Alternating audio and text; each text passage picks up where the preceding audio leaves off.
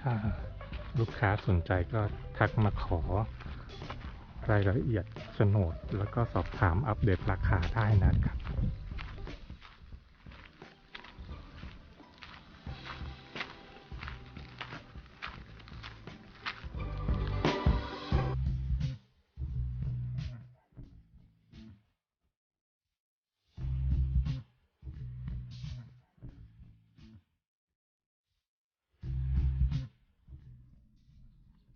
เดี๋ยวจะพาเดินขึ้นไป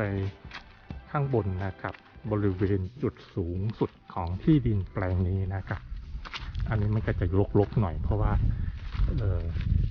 หน้าฝนที่ผ่านมานะครับหญ้ามันก็จะขึ้นง่ายหน่อย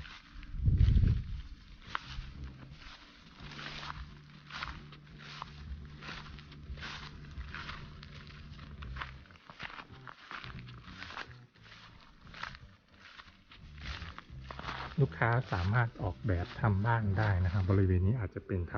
ำเป็นระเบียงยื่นออกมาแล้วก็ทำสระว่ายน้ำแล้วบริเวณที่นิวเดินขึ้นมานี่ก็สามารถขับรถขึ้นไปจอดด้านบนได้นะครับอยู่ที่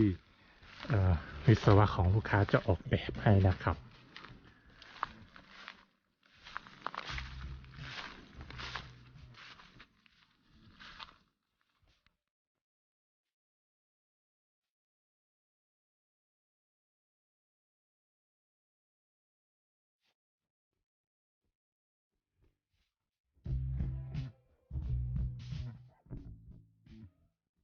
แปลงนี้นะครับที่นิวบอกว่าเจาะน้ำบาดาลไว้เรียบร้อยแล้วก็จะอยู่ตรงนี้นะครับ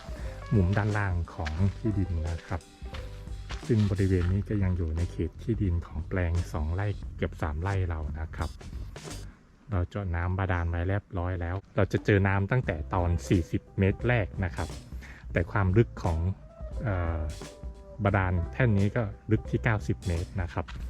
น้ำใช้ได้ตลอดปีครับสำรวจเรียบร้อยแล้วครับนี่ก็เป็นอีกมุมหนึ่งของที่ดิน